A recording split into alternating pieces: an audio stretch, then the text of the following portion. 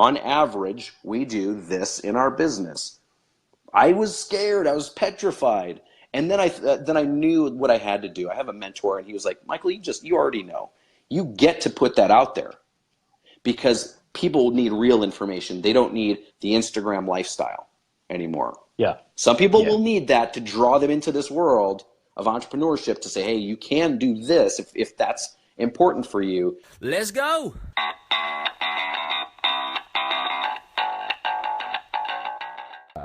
Boom. Yeah, so I mean, Facebook really, someone's on a laptop, doesn't work. Michael, hey man. Yes, we're here. We made it. This is Yes. technology. I mean, I'll tell you what, this from back in the day when you went to like hang out with your friends and you'd have to ride your bike over the house and just knock on the door and be like, oh, hi, is Joe home? And now it's just like, boom, other side of the world. It's phenomenal.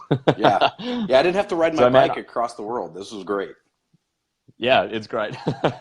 Then again, by the time you got there, you'd be like an old man. You're like, fuck, I don't want to hang out with my friends anymore. I just want my own time.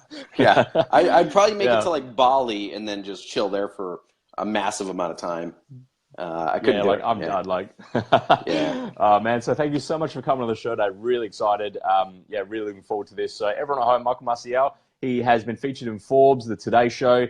He trains and basically helps with five-figure consultants and entrepreneurs. So really looking forward to that. So Michael, so much thanks for coming to the show today, my friend. Hey, my absolute pleasure, man. We've been connected for a while, and I've just loved what you've been doing. So I'm honored to be here. I appreciate that. Yeah. No, well, I'm humbled for you to be here. So cool. Yeah. Man, so I'd love to know, I mean, how did it all get started? Like, I mean, even just back in the day, like what were you doing before all this? Like, did you have a 9 to 5? Were you always kind of that entrepreneur kid? What really drove you to run what you're doing now? Yeah, so 13 years ago, which makes me feel really, 13 and a half, almost 14 years ago, I was 19 years old, so you can do the math. I just turned 33 in December. Okay. Old, right? And so I was in college. It was my second year in school. And I realized I didn't want to go down that path. I was in school for math education, of all things. I love numbers. Fun times. Yep. Yeah, exactly. I'm mostly left brain, like 60-40, more logic, a little bit of creative, and I just didn't want to do that. And for me, it was just kind of serendipity. I had played drums, at that point for 8 years, and I was in this little music shop, and this dude comes up to me. I'm jamming on this drum set. And he comes up and he's like, "Hey, dude, you're pretty good at this. Can I talk to you about maybe an opportunity for you?" And I was like, "Okay, sure." In my van. Yeah, it's just in this van marked "free puppies." And I was like, "Oh, that's so cute." And so I go into his van, and he tells me, he's like, I've built these electronic drums, and he tells me, all about his product and his thing. And then he's like, "I don't know how to sell them. I've been doing this for 5 years, and it's just do or die time for me with this thing. I'm just going to not do this anymore if I just can't get it out there." And so long story short, I started working with this guy and his company to market his product. And we ended up utilizing YouTube, which was brand new at the time, to do video content, putting it out on YouTube. And I realized something that wasn't enough. It wasn't enough just to create content and just have it. I also had to market it. I had to put it in front of the right people's faces. And before I knew it, we'd have 5,000 views, 25,000 views, 100,000 views, 500,000, million, 2.5 million. And that equated to sales. It's the quintessential definition of content marketing, and so that's what we did. And I started with that, and we grew his company to about $500,000 in sales. And he ended up selling the company, and then I just leveraged that to work with bigger and bigger companies until my very last kind of consulting gig was with a company that was doing like $350 million a year. It was a big deal. Shit, yeah. And I was still a young kid. I was 24 at the time. And there was just something there that not everybody else was doing. And I realized after 4 years of working with this company that there was something I could be doing different. Like versus working as a consultant for a company, I could start my own thing to work with the people that had been asking me questions all along. People like myself trying to start their own business, trying to get their stuff out there, and didn't quite know how it worked. I was like, you know what? I have people asking me every day for information, questions. Can I pick your brain? Can I take you to coffee? Can I jump on Yeah. Skype? Can I do these things? And I'm happy to do that. I loved it. But at the same time, I didn't have the energy or the capacity to make that my thing until Yeah. it was another serendipitous moment for me. I ended up leaving my consulting gig and trying to focus more on family. And for Yep. me, that's when shit really hit the fan. I realized that my family and I, and meaning my former wife and I, had just grown so far apart because Okay. Yeah. I'd given everything to the business, Yep. and that sucked. Oh, that was hurtful. Yeah, That man, was that would have bad. been, yeah. That was tough. And it was at that point where I realized that I needed to do something different. I couldn't just go into another consulting gig and then hope that the results are different. I needed Yeah. to Yeah, do something exactly. that had more balance to it, at least that I could create balance when and where I needed. And that's Yeah. when it just dawned on me. I was like, okay, well, I have this pool of people that keep asking me questions. Maybe I do something with that, right? So that's what I did. And that's now just about 4 years ago now that I started just doing my own Yeah. thing. What a journey, man. That's fantastic. Like, congratulations on the journey. And, obviously some rough bits there, but it's all about learning and things like that. And it's so tough to go through situations like that. I certainly, haven't been in your shoes, so I can't comment, but I certainly know, in terms of relationships and, when it's all focused on one thing and another, it makes it hard. Definitely makes it hard. So, but, you've come out on top and you're definitely winning, man. You've done very, very well for yourself. So congratulations. And, I appreciate it. yeah, Yeah, absolutely. So, it's a journey. yeah. Yeah. Yeah, it always is, and we're always learning and things like that. So, but I mean, it's crazy to start from 19 and be working in a sales environment to then go to consulting. And what shifted from, say, the sales to the consulting initially when you were still working for the man as such? Oh, sure. Yeah. We could go so deep on this stuff. Um, at that point, the company that approached me, they didn't have enough to really pay me enough to live on. They weren't Okay. really making very many sales, and anything that they did bring in, it was like there was literally not enough profit in there to even pay the owner of the company. And Yeah. it Okay. was true startup mode. I mean, like pre-startup mode almost. And Yeah. so I had to get a 9 to 5 job. I ended up leaving school, worked at that same music shop. Actually, now that I think about it, that's funny. Really? Yeah. Yeah, I That's started cool. working at that same music shop, doing sales and lessons, actually, guitar and drums. And it was fun working 9 to 5 or 6 o'clock. I had an hour or two for dinner, and then I worked on this consulting gig for, gosh, usually 7 or 8 o'clock at night to 2, 3, 4 in the morning. For 5 years, I Yeah. did that. In fact, Fuck, hustler. hustler. That's how I was Yeah. bred. But it's funny. Like a lot of us, we take for granted our own story and how much it's teaching us. And that's what has raised me. My first job, I was 14 and a half years old, working in an Italian restaurant run by, first generation Italians, pretty much. Oh, And that'd been such good food. Oh, the food. It wrecked me, by the Oh way, my for god. Italian food. Like I can't go to an Italian restaurant. I'm like, give me your tiramisu, please, and I'll be the judge Yeah. of this. And I'm like digging into it. I'm like, no, take it away, and I smash it off the table. No, I'm not like that. I Oh eat shit. everything. Yeah. No, yeah. But here I am. Oh. My two examples. I was a busboy. My two examples were these hot, like they're 40 years old, but they literally are sprinting in the restaurant, changing out tables, water, cutting up the bread, clearing things, doing all the stuff, making sure everything's going smooth. And I was like, okay, well, Yeah. this is work. This is how it works. You just Yeah. hustle it all just 100% of the time. And that's how I grew up, working in that environment. That was my example. But that was my life. And so I carried that into everything else I did. But the transition though, once I started kind of doing my own thing, I was like, man, if I can do all this with a small company, I know I can do this with a larger company. Leverage Yeah.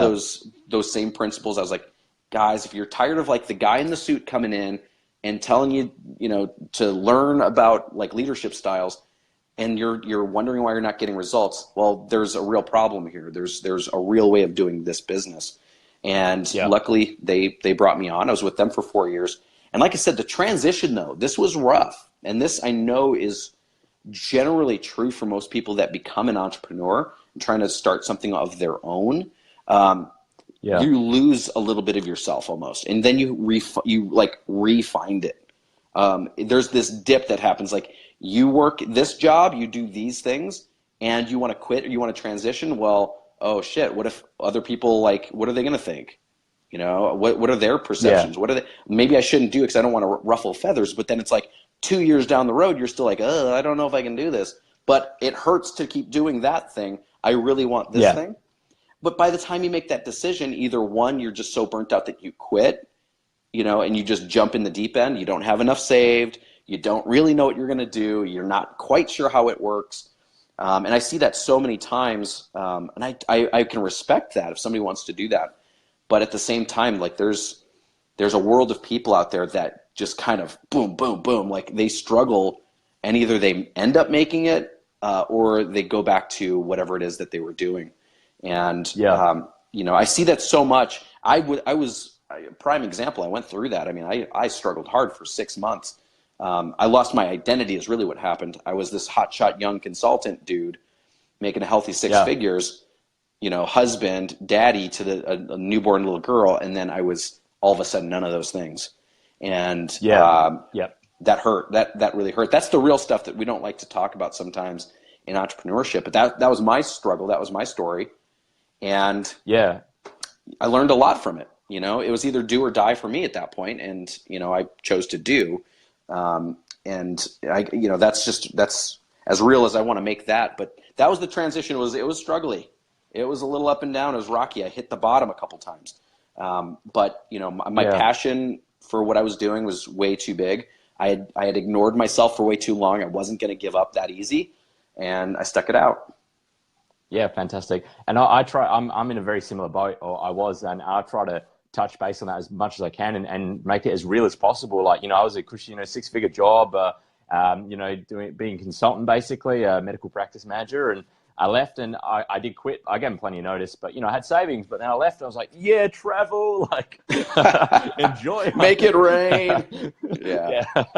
Yeah. And, you know, it's just one of those things where I got to the point that I'd kind of burnt out just because it was a fantastic gig, but I knew if I stayed there, I was going to be there forever. And I've always wanted to work for myself. And I had tried it early 20s and that failed. I moved in with my dad for a little bit, then, you know, went out to the real world again. Yep. You know, and that's just part of it. And now it's just it's a journey, and I'm enjoying the journey. And, you know, I'm really enjoying doing this podcast. It's great fun. And this is just a side hustle.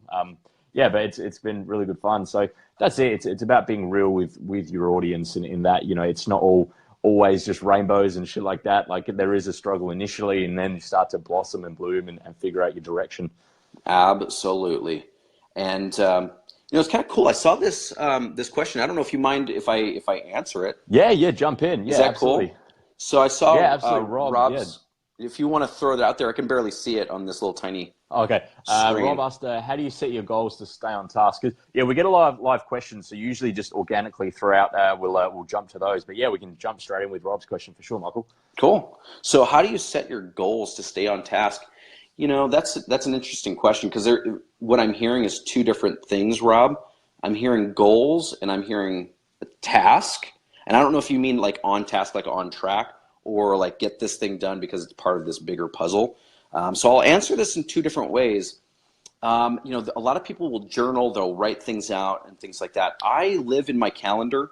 If it's not in the calendar, it doesn't get done. So for me, I will forget if like you could literally ask me right now, like, hey, do you want to hop on a call tomorrow at 3 p.m.? I'd be like, yeah, sure. Okay, sounds good. But if it's not in my calendar, 3 o'clock rolls around, my phone vibrates. I'll be like, okay, maybe we set this up. I don't know. But I'd probably decline it because I'm only in my calendar. And that's, you know, for me, that keeps me on track. So what I use my calendar for, though, it's not just interviews. It's not just clients. It's not just prospect calls. It's not just team calls. It's literally everything. So if I need to do some sort of project, it's in my calendar. And I give myself a realistic amount of time to do it. That way clients can't come in and book on top of my calendar. I can't overbook if it's in my calendar. And so that's one way, but it's good just to say that it's written down somewhere, but it's the other thing to like actually do it. And so for me, like my highest satisfaction is knowing that I'm doing the things, the tasks that get me to that big goal, right? Like last year, my big, hairy, audacious goal was to impact 1 million entrepreneurs. And that was going to be via my social media, speaking, and my new community.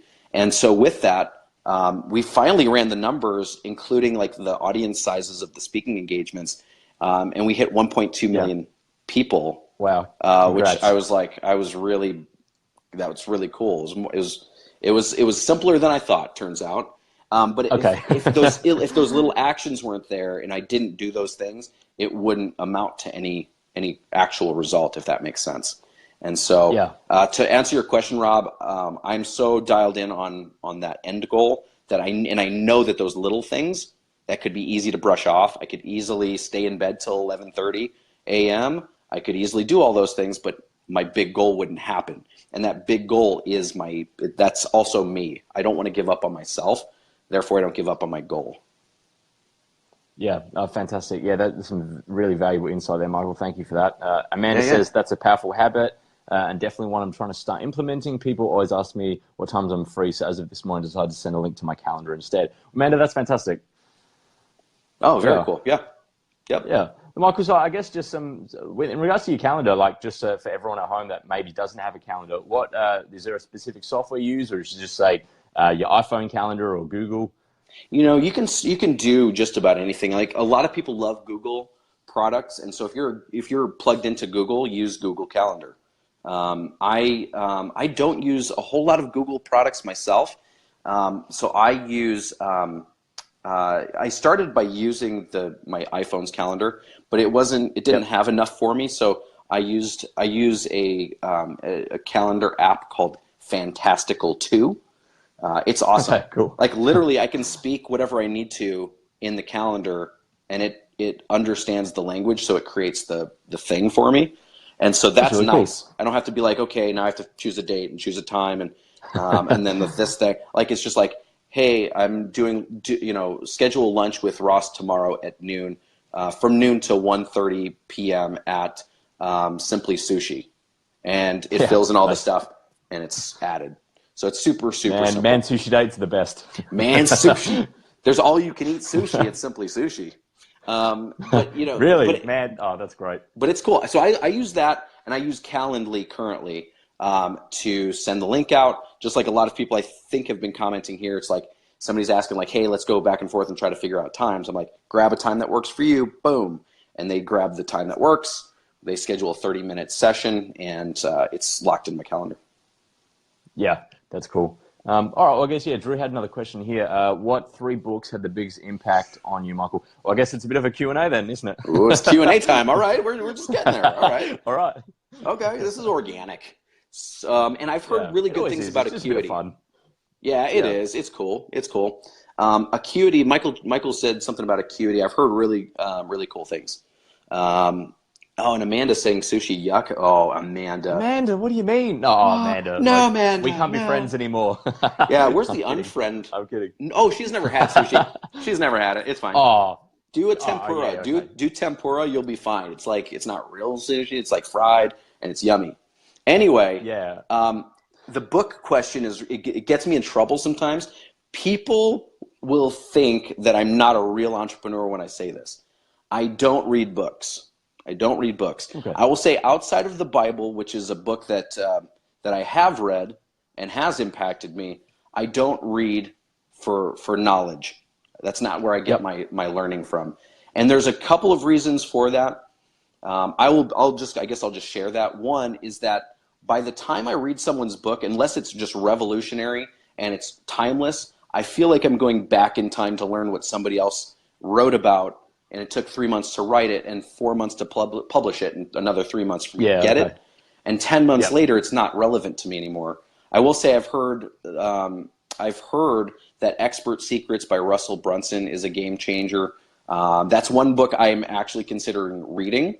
But outside of that, I'm too busy doing it now and learning as I do and masterminding and connecting with good people like Ross.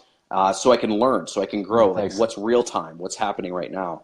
I get dialed into here, and I have this stigma about books. I don't know what it is, but every time I've taken time to just sit and read, unless it's for relaxation, I can't, I feel like I'm wasting my time doing it, where I could still hear Gary Vee on his podcast talking about what's in the book right now, that I heard him talk about 3 months ago, kind of a thing. So Okay. I'm the worst person literally to answer that question. And .com secrets too, I've heard really cool things as well, but I haven't read them. Yeah, no, awesome, Michael. That's fantastic, and that's the thing. It's what works for you. There's no stencil that works for everyone. So if reading isn't your thing, but you're learning on the job, then that's fantastic. Like it's obviously working for you. So it works. It really works for me. Yeah, that's a great way of putting it. It works for me. I distinguish. There's a distinguishment between books and learning. I like to learn. I learn every single day, almost every minute of the day, just like anybody else. I know you can learn from a book. It's just that's not the type of learning that works for me. Yeah, that's it. Because I mean, as you said, some of them are then outdated in 10 months, and I enjoy reading, but at the same time, it's a big chunk of time to do. Like I'm not a fast reader. I bought a few books on how to remember everything you read and how to read faster and all this, and I can implement that, and I'm starting to. But at the same time, it really does take a big chunk of time to read. And it's like, well, I could really be focusing on other parts of the business or doing other things. And at say 10 o'clock at night, like last thing I want to do is sit there and learn. Like I just want to put TV on, veg out for like half an hour and just go to bed. You need some me time. Yeah. No, absolutely. Sure. Me time is amazing. And, but here's something that's funny from that question. That it's kind of a parallel to reading and knowledge and learning. Here's the cool part, and something that also leads me not to consume content. I will when it's late at night, the best thing for me is to consume content, videos specifically. I will do that because it just kind of just seeps in at that point. I just drift to sleep. That's how it works for me. But here's the neat part is that so much of the time, and this is like if you're an entrepreneur and you're struggling right now to gain traction in your business, here's a harsh reality that sometimes we need to hear, is that we're so busy consuming other people's content that we forget to take ourselves out of the consumption and look at it at a higher level and say, whoa, I'm consuming what somebody else has created. There's nothing that stops you from creating yourself, right, and having other people consume. Ross is doing that right now. He's creating an amazing platform, having a daily show with amazing people on it. That to me is really exciting. That's something that's different, and so that is something that I feel like we get to be here and like partake of this, and that I think is awesome. But he had to take the step to create those things. He created this platform for us to enjoy. He's not sitting and just consuming. He's actually putting it to use. And I feel that we all have what it takes to create something amazing if we gave ourselves the time and the space to do it. You know what I mean? I feel like we just give ourselves the time. Not that we're going to be some like marketing madman genius all of a sudden, but at least we can gain some clarity and come to places like this and keep chiseling away at what that really is to the point where we have that thing. For me, it happens to be the 5-Figure Workweek community. That was my thing that I've been chiseling at for years. I didn't know what to call it, so I didn't call it anything. And middle of last year, I thought to myself, man, like I've been wanting to do this thing, really bring some people together in a different way. How, like, I just need to do it. I had to take myself higher level to say, man, I'm really consuming a lot right now, which is maybe that was necessary to get me to the point where now I just need to give myself the time. And I started hammering away the rest of it, and it became a lot clearer. So just get out there and start doing it. Just do. Just take action. Yeah, exactly. But the 5-Figure Workweek, like that's phenomenal. Like what you've managed to achieve with that and your audience that you've grown. I mean, how long have you had the 5-Figure Workweek for now? Let's see. We officially started at the middle of last year, and then I started bringing people in. Once I had content, once I had a little bit more clarity on some things, about 6 months ago officially. now. So That's awesome. super, Yeah. super stoked about it. It's new. It's a new thing, but for me, it's like the way I've been doing business for 13 years. It's how I've been able to land bigger and bigger clients. That part's really clear for me. It's how I've been able to start my own business in a way, in a having to pivot and having to change and making these different Yeah. transitions and handling life and marketing and branding and all the stuff, like getting on cool shows. There's a real art to it. And so I just put it into a title, 5-Figure Workweek. It's literally the recipe that creates $10,000 or more per 5-day period for our business. Yeah. And so I want to just give that information straight from the heart. I'm usually wearing my watch. I'm not wearing my watch right now because it's my daughter dropped it on the floor and it's rattly. There's like a little rattle in it. Okay. But it's Yeah. But I love this watch. It's not. I'm not pretending it's here. It's not. By the way, I don't think I'm still wearing it. I'm not crazier than you think. Did I just feel my phone vibrate? But it's over there. Yeah. Yeah, exactly. Hey, what time? Do you know what time? Oh no, I don't have a watch. So, but I love that watch, and it's the one watch that I wear. It's a $60 watch, and a lot of times people misunderstand what it really looks like to be an entrepreneur. I think, there's so many people, and I'm not knocking on them. It's just I am knocking on them, where they'd rather show you a picture of their car or their house, their new watch, their clothes, and that's the thing that fills them up. That's totally cool if they believe that actually inspires people or gives them some bit of information or knowledge that they need to create success in their business. That's not how I roll. That's not how I roll. My business does great. We are growing. It's awesome. I get to really impact people's lives. And the cool news with that, and the reason why I bring this up is because a lot of us will end up comparing ourselves to people that they see.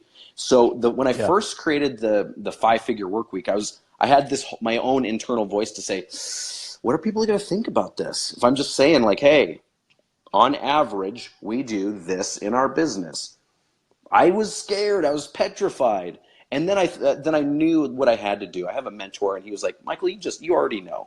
You get to put that out there because people need real information. They don't need the Instagram lifestyle anymore. Yeah. Some people will need that to draw them into this world of entrepreneurship to say, hey, you can do this if that's important for you. You can have these things if that's some sort of important mile marker.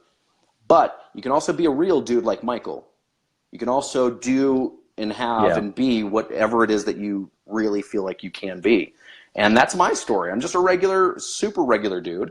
I live a certain lifestyle that works for me. I happen to have figured some things out. I happen to love teaching other people what that looks like. And, I'm just here to say, like, literally anybody has something that someone else wants, like their knowledge, and people are willing to you could create an entire business off just the things that you know. And that's what I'm doing. And I'm showing other people how to do that. Yeah. That's fantastic. No, and so is that ran within a group itself or more like a platform? Yeah, it's a community here on Facebook. And we have, it's really cool. It's just grown organically. We have a mastermind. It's called the 5-Figure Workweek, the mastermind. And that's our general group. And then we have a membership group for the people. We literally just launched it. I think we have 66 people in it now. But it's a higher level platform. It's a private group on Facebook still, because that's where I like to play. That's where I'm going to keep things for the most part. And that's where we get to play at a much higher level. We're actually doing a retreat. Like, this is crazy. We're doing a retreat up in Park City, Utah. It's absolutely gorgeous up there. And first ever retreat that I've ever that I'll be facilitating. And I'm really excited because this is where it's like the right people are showing up in person. And you know that there's a magic. Like, if I could ride my bike all the way to you, I would, because that in-person thing is so powerful. There's a lot of power that comes from that. And Drew's in it. Drew's in. What's up, Drew? Oh, cool. There you go. I wasn't looking at the name, and I was like, oh, I'm in it. I was like, who's that? It's Drew. That's awesome. Nice. But it's just a really cool. It's just a cool vibe. And I'm not the type of person that's in a lot of groups. Like when somebody adds me to a group, I will almost immediately exit. Yeah. This group I really enjoy, especially the daily, that kind of daily platform that you've put together. That's Thanks, Michael. Appreciate crazy, that. by the way. If you're watching this, you're like, Yeah. oh, he's doing another live thing with another person. That's impressive, you guys. You have no idea. I did a podcast in 2016 where I did a show every other week, every 2 weeks. And it was hard enough to schedule guests and come up with my own content to do that like twice a month, let alone Yeah. every day. So that's impressive, man. That's really cool. Yeah, thanks. Yeah. Yeah, I schedule all in the morning, so that way once I'm done, then I can still do my whole day. So it's, that works. It's what works for you, really. It's Exactly. just it all comes back to that. Yep. Yeah, but that's awesome. Like, I mean, everything you've achieved so far is just phenomenal. Like, you've done absolutely amazing, Michael, and it's a lot for people to look up to. And yeah, I mean, with Usena before you mentioned on like the Today Show, things like that. How did that come about? 'Cause that's really cool in itself. It was really cool. So so the Today Show really came from just after launching the 5-Figure Workweek brand. A friend of mine has some connections there. He does some writing for them, and he just reached out. That's really what it was. He just reached out and was like, Okay. hey, I'm doing this segment. We're shooting something in Utah tomorrow. I've got an opening. I see the 5-Figure Workweek stuff. I love it. Would you come and do his little segment? And I was like, yeah, like I'm there. Just let me cancel some things. I will be there. Yeah. And so it was really cool. It was really cool to have that experience.